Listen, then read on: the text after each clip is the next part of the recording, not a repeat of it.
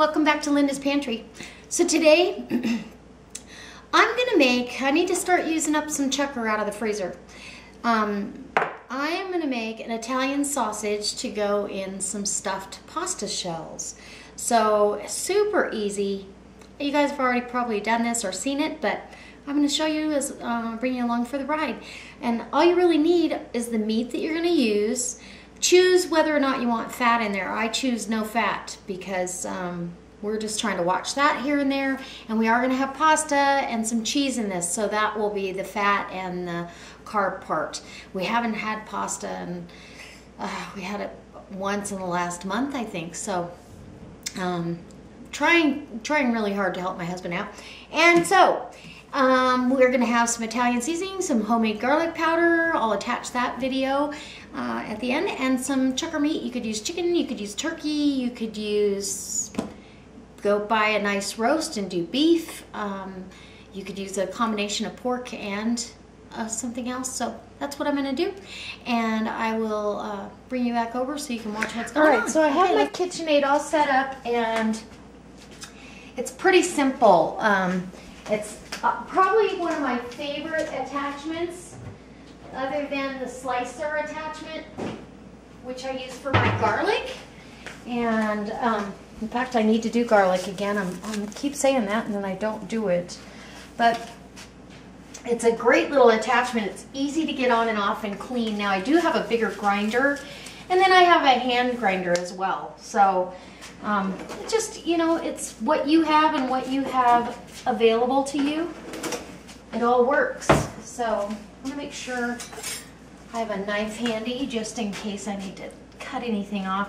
You know, we clean this Chukar, but sometimes stuff gets past you, you know, a little piece of feather, or it's triple washed. My husband cleans it, I clean it. We both get, you know, we've never had any problems. So for those of you that are new to my channel, or you don't know what a Chukar is, I'll explain it, because I always get questions, what's a Chukar? Which is fine. I thought they were all over the country, but they're not. So Chukar are a upland game bird that it's very, very common in Nevada. We have a ton of them for the most part, you know, when we have water and they have a good year. So I'm losing my plunger here. They were transplanted in the United States from Pakistan. So they're kind of new. I mean, as far as, they aren't a native bird, but it's the same type of terrain, I believe. And so they do really well here. Okay, I need my plunger for this, and do not see it. One more drawer. Sorry about this. So that's what Chukar is. It's just it takes, well, you can see the size of the breast meat. Let's see. So that's one side. So it takes about 3 to make a meal for us, you know. And I love the leg meat. The leg meat makes the best. I call them hot legs, not wings. I have a video on that too. They're delicious. You put them in the pressure cooker, and I'll tell you what, the best soup in the whole world is to cook down Chukar, bones and all, in the pressure cooker, and then make, like, instead of chicken noodle soup, this has the best flavor to the stock. It's delicious. So I'm going to turn on the grinder and get moving. See how nice that works? It goes pretty fast. I mean, it's 5 to 5 right now. It needs a guard or a shield on it though. It doesn't squirt at me.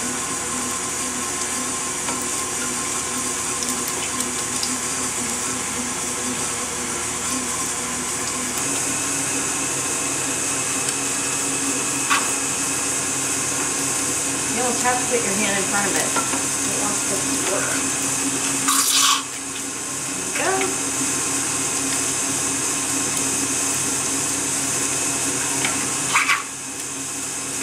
I mean, you can make your own sausage at home in less than 10 minutes. I mean, why put all the garbage and fat that they put in it from, you know, their scraps into your meal? And this makes a lot. Amazing. I almost want to make spaghetti now, but there we go. So that's our meat done, and that didn't even take 5 minutes. That took like 2. So get rid of my glove. Don't need that anymore. And then I need a Clorox wipe, just because that's who I am. I don't take any chances when it comes to the kitchen and any kind of contamination. Really careful. It's so easy to just clean up as you go, to me, and yeah. Anyway, okay, so we've got that. And I'm gonna clean up the machine while it's all, it'll take me 5 minutes. I'll probably be back in 5 minutes, but I'm gonna clean it up, and then we're gonna get working on the ingredients for the inside, okay? So I was right, it's only been exactly, it's 5 o'clock right now. So far we've spent 5 minutes on this. Now I'm gonna go ahead and get some parsley cut up. I'm gonna put some in the sausage, but it's also going into the cheese mixture. So anyway, that's how that's gonna go. I like to just roll it, kind of roll it into a cigar.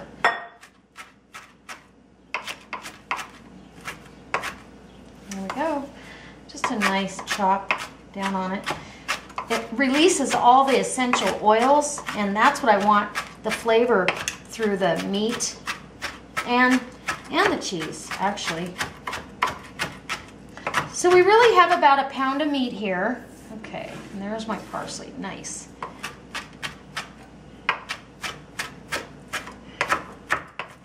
There we go. Okay, so I didn't weigh it, but I'm looking at it thinking, that looks like a pound to me. So I'll assume it's about a pound. And then we're gonna go ahead and put some of this down here. We're probably, I want to save at least that much for the cheese mixture. Okay. I like the fact that I'm adding some color to this as well as flavor.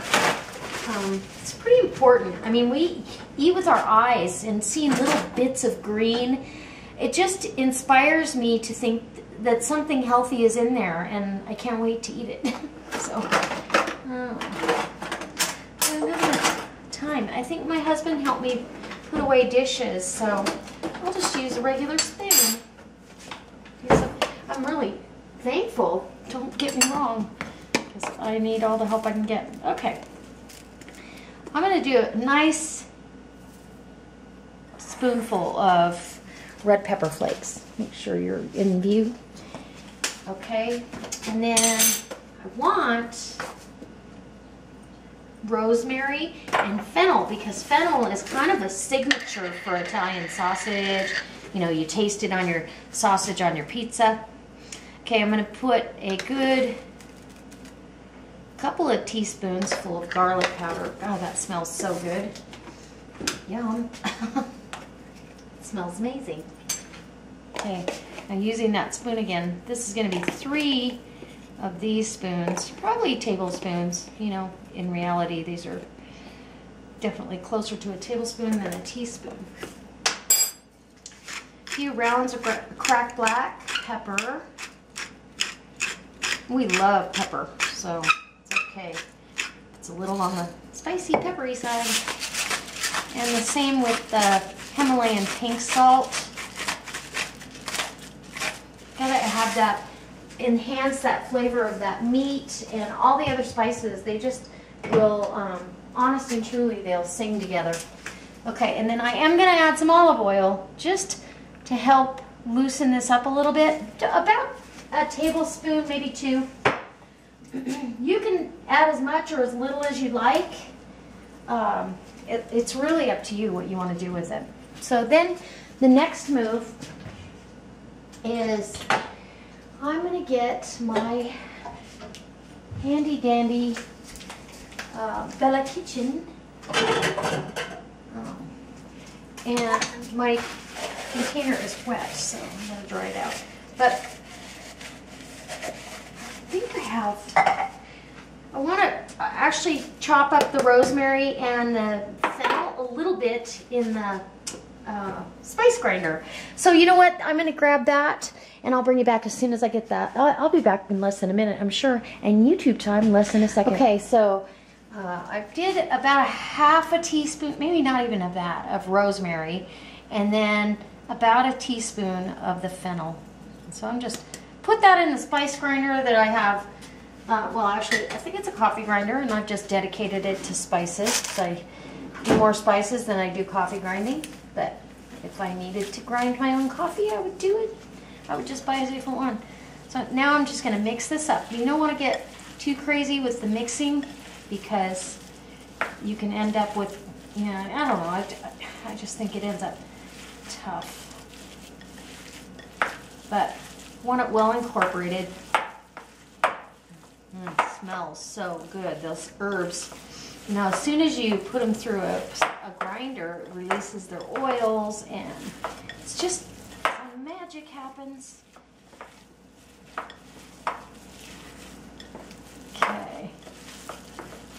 Oops. Okay, now, I think we're pretty well mixed. And it'll get even more mixed up when I go to saute that off. So, okay, so now all that's left, I'm going to cover this up. I'm going to put it in the fridge for at least half an hour. Go do my chores, my watering, feed my chickens, all that good stuff, and I'll bring you back, and we'll get to cooking the rest of the meal because this is going to be so good. You guys are in for a treat. Some saran wrap on it, and pop her in the fridge. It smells really good. Okay, I'll be back. So I'm going to tell you that you're now learning why the name of the video is different than the intro and what I had planned for this. I thought I had ricotta cheese, and I did not. So we're not going to have the pasta shells, which is okay. It just means that I'm changing it up a bit. Bless you. Poor Sage, she had a sneeze. So we're just going to change it up, and we're going to have a pasta bake instead. And so it's okay, and it'll still be Italian. It'll still taste just as good, and we might save a calorie or two, or at least a step. So I'm going to take you over to the stove, and we're going to get started sauteing and getting that meat browned off. Okay, so I'm going to put my pasta down. I've got, this is a 17, it's a little over a pound.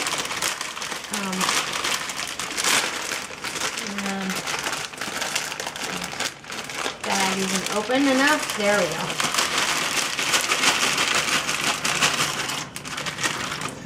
And those of you that aren't sure what to do with pasta, always salt your water pretty heavily. It should taste like the ocean, basically. I mean, it should be salty, so kind of a brine. It's the only way you're going to get some flavor into that pasta at that point. It doesn't happen later, so you kind of have to do it right then. And then I'm just going to give that a little stir around. A little bit of olive oil, stir that around because I don't want it sticking to each other. And this pasta has ridges and crevices that the sauce can come down in. So I've got my pan here, my cast iron is heated up, and I'm going to put some extra virgin olive oil down there, about a tablespoon, maybe a tablespoon and a half. And I'm going to let that oil heat up. And I always heat my pan first and then go the extra mile because you never know. Actually, it's better to do that for the cast iron. You want to make sure that your pan is hot first, and then, yeah, it's hot. That your pan's hot first, and then your oil goes in, and it'll get hot pretty quickly. And then our meat's going to go down, and we're going to just brown that off. And I'm just going to really This is going to be a pretty simple dinner, actually. And then we'll have, I do have a large can of diced tomatoes and a can of, or a jar, sorry, a jar of my pasta sauce. So just a plain pasta sauce that I make this summer because I'm going to have fresh tomatoes. You'll be able to see that event. It's really good. I'll zoom you in for a little closer look. You can watch what's going on. Now you can see through the camera, you can see how that oil has started to ripple. And you can hear how my pasta has boiled over. And so life goes on here. I'm going to put this meat down. Maybe. There we go.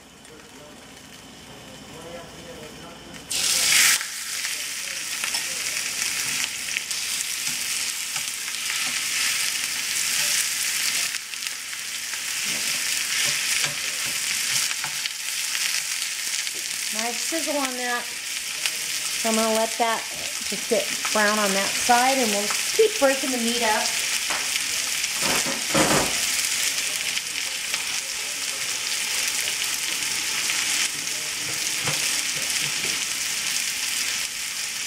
Alright, and I'm going to go retrieve Sage out of our laundry room. She likes to go in there and lock herself in. Hey, what are you doing? Get out of there. Loser. I know it. She said, what are you cooking for me? I'm not cooking for you. Okay. So just let it start doing its thing, and this is going to look like more like a ground turkey or a ground chicken because it is poultry. That's a little darker meat than turkey or chicken, but not by much.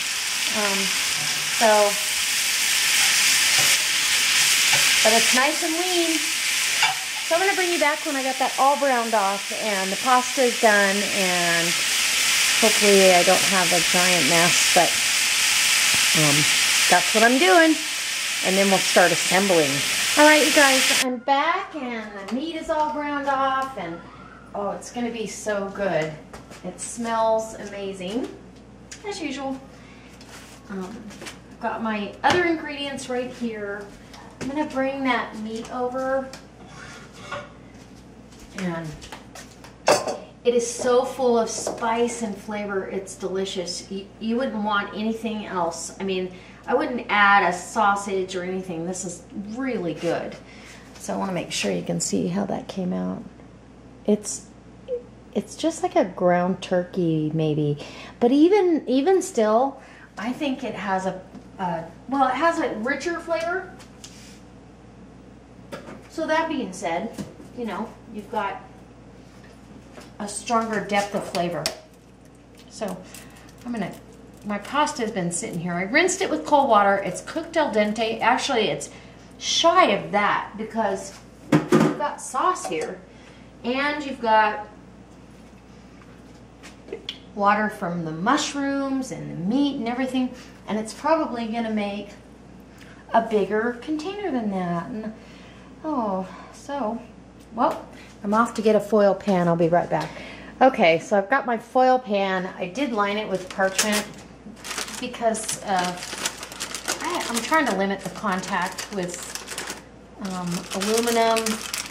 And as far as food goes, I know I have a lot of control there, so that's what I'm doing here. I'm not being a fanatic. I just know that I want to, after watching Cat's Cradle's video on it, and yeah, and looking at the research. So I've got here, I've got some mozzarella, I've got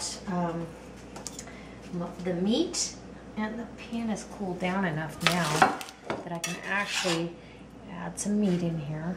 This might even make 2 of these pans because that's a lot of food. I don't know how I'm ever going to cook for just us. I don't get it. But I want this meaty, so I don't know. I'm putting a whole pound of meat in there. I really do. I want it meaty, and I might have to use the pasta sauce for something else, but I'm going to have a meaty, high protein dish. So all of that chukar meat, let me taste it. Delicious. Okay. Let me make sure it's not poison. Okay, so now I've got the meat in there. And I'm gonna grab some mushrooms. This adds another layer of really meaty texture to it. And you know, they're cremini mushrooms. I get them in a big container at Costco. I quite frequently dehydrate these because I love them dehydrated. And then I've got some mozzarella. And this is the low moisture mozzarella. It's not fresh mozzarella. It's stuff I need to get using. I'm going to tuck that cheese down in there in spots. I was going to add some more garlic to it, but I put plenty of spice and garlic and all that into the mix. The meat is really quite spicy. I don't want it to be over the top too much, so I'm going to leave that out. And I'll just save it for something else.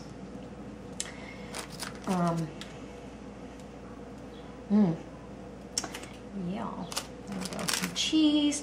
So we want this all bubbly and cheesy, just like any pasta bake. Now, the mushrooms are going to let go of some of their moisture and their water that they retain naturally.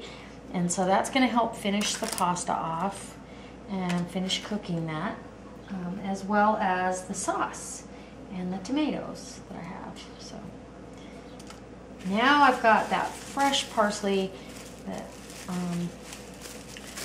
I chopped up earlier, and I'm just going to sprinkle that down over the top of this. And we'll get this going. And then I'm going to pour that sauce on there, and I think we're ready to go. I have my oven preheated at 375, and we're gonna, I have a little over-the-counter oven. I know a lot of you know that, but for the new people, it just saves energy. It's just, if it can fit in there, I use that first. And most dishes, I mean, this is a big foil pan. It can fit in there. You can do a lasagna in here, so I want to make sure that I stirred the sauce into the diced tomatoes. And like I said, I'm not going to use all this now. So I'm just going to pour this down over. Well, maybe I will use it all. You never know. See, just when I think I've got it all figured out, it just looked like a lot of sauce. It's gonna seep down in there and get all acquainted with everything and everybody. I think it'll be just fine, actually. It's just gonna be a really full pan of pasta bake. There you go. How delicious. It smells good already.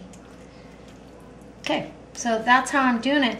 As soon as I get done getting the rest of that sauce down in here, I'm going to put it in a 375-degree oven for about 25 minutes until it's, I mean, everything is cooked except for the mushrooms. So, you know, just let that break down. It might even be 30 minutes, but I'm betting that 25 minutes it's just going to be hot and bubbly and really good. So I'll bring you back when I bring it out of the oven. All right, guys. Be right back. So the end result's here, and this is what we have.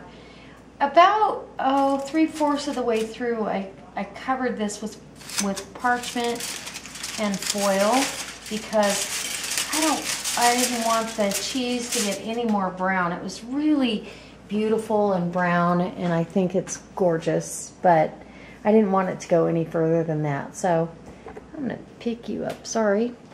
You're going to come along for this ride, and I'm going to take a picture. Okay, so now that I've got pictures, I'm going to go ahead and dish some of this up. This is just a very hearty bake, pasta bake. Look at that. Ooh, oh my gosh. That's all I need right there. Well, maybe this. It smells so good. And it just looks beautiful on the inside. It's exactly what I was hoping for. So what I'm going to do now is I'm going to zoom in for one of those money shots. And, ooh. Oh, that doesn't look like it should be on there right now. Oh, look at that. Let's bring you over and let you see. Oh, doesn't that look good? So it really came together. It's not too saucy. It's just delicious. And there's my dish. So what I'm going to do is I'm going to set you down, get you zoomed in so you have the full view, and then we can get that bite you guys are waiting for. Does that look right? Hoping. Okay, well, I can't wait any longer. So, oh, that ramekin got hot just from putting that in there. So you got all those tomatoes and the chukar meat and cheese and pasta sauce and mushrooms. I really think the mushrooms letting off their water during the cooking process is what saves this and makes it amazing. So I'm going to take this huge bite. Mmm. Mmm. Mm-hmm. Oh my gosh.